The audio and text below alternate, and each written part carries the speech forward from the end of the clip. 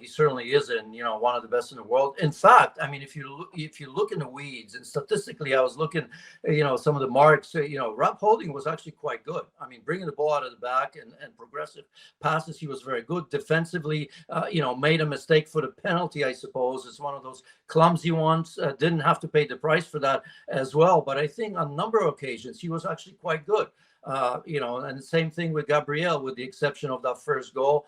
And again, it was a little bit lucky, unfortunate, one of those goals where, Liverpool scored, but there was a degree of luck in that one. So no, this is not Saliba. This is the midfield. I think inability of Odegaard and Partey and Xhaka to a degree of holding onto the ball, unnecessary loss of possession. And we all know that this Arsenal team should be able to dominate Liverpool's midfield, which they did in the first half for long periods of time.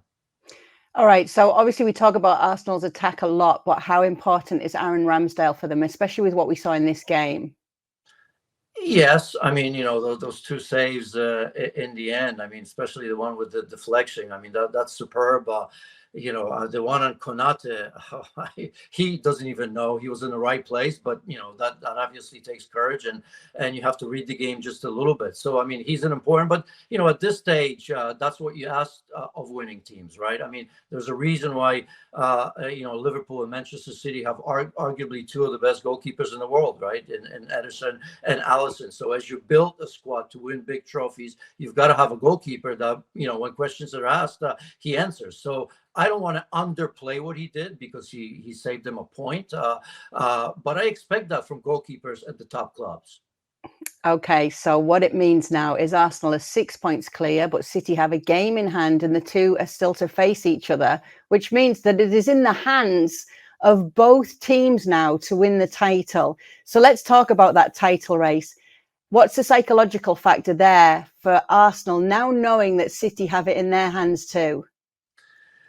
I mean, nothing changes. Arsenal still at the top. 6 points are 6 points. I continue to stay on the fence, but as you know, I haven't given it to Arsenal because I worry about Manchester City and their quality. And after these 2 points lost, I look at the schedule. I think the schedule favors Manchester City. Not to say that Manchester City are going to be squeaky clean, but let's remember those runs now. 8 wins in the Premier League for Manchester City. Mm-hmm. In all competitions, I think all competitions, 5 straight in the Premier League, which I think beats the record of 4. And that's not necessarily great by City standards because they have been known to go on runs of 10, 11, 12, 13 wins. I look at that schedule. It favors Manchester City. I think psychologically, after what Manchester City has done so far, not just winning, but, scoring 4, 5, 6, 7 goals. I mean, I look at Burnley, right? A team, record breakers in terms of how quickly they came back to the Premier League. Well, they've put 6 past them, right? And, you can go on and on and on what they've done in the Champions League against Leipzig. So this is Manchester City prime at their best right now. And with some of the biggest protagonists playing their best football towards the end of the season. That's why I'd worry if I were Arsenal. Game by game, but I look at that stretch where I have to. We're going to bring it up for you. Let's bring up Arsenal's stretch for you because I want to know where you think the problems could be here, Janusz. Well, the problem is City, Chelsea, and Newcastle. Manchester City away, that's going to be a decider. If Arsenal win that, thank you very much, done and dusted. And all that I've said is nonsense. But if Manchester City win at home, which I suspect may be the case, Chelsea's going to find a good game somewhere, I'm sure. Really? You're really worried about Chelsea coming to the Emirates right now? Are they coming? What's giving you concern from this Chelsea side for Arsenal? Well, they're still Chelsea Football Club, right? I mean, in those big matches. I mean, you could have said, what gives you concern about Liverpool? Liverpool still had the Anfield factor. We've just seen them beat Manchester United 7-0. Yes, but I mean, it's a derby. It's an Arsenal against Chelsea. It's a Chelsea team that's struggling. Their supporters will look at it now.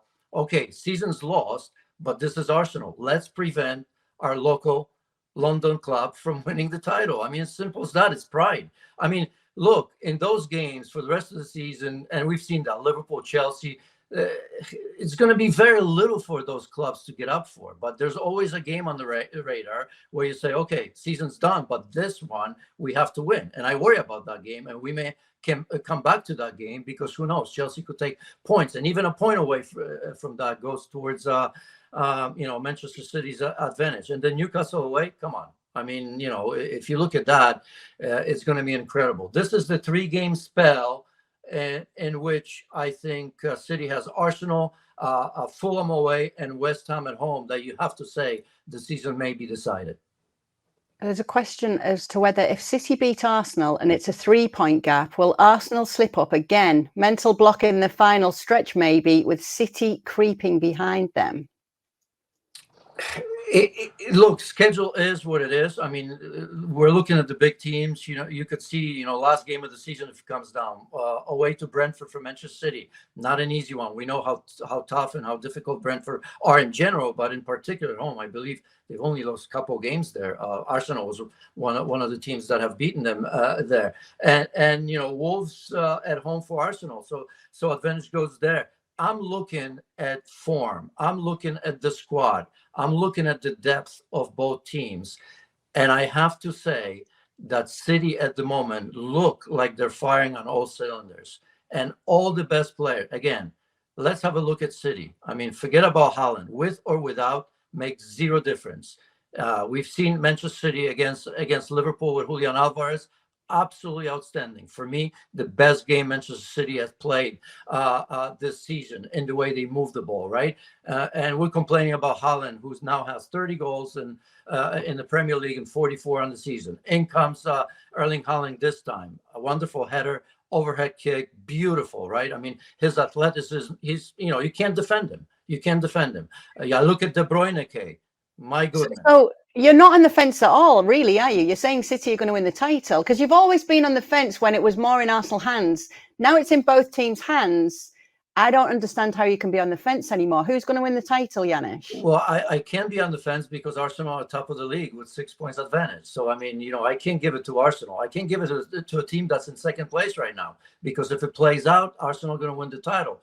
But I've been consistent week on week in not giving to Arsenal when they had 8 points advantage, when I had 10 points or 11 points advantage, simply because I understand the quality of Manchester City. And yes, I'm leaning after this result towards Manchester City. But I mean, how can you give one to somebody that's in the second place right now? But City are favorites, because I just like the makeup, the way they play, the obviously experience of Manchester City in knowing how to negotiate these last few weeks.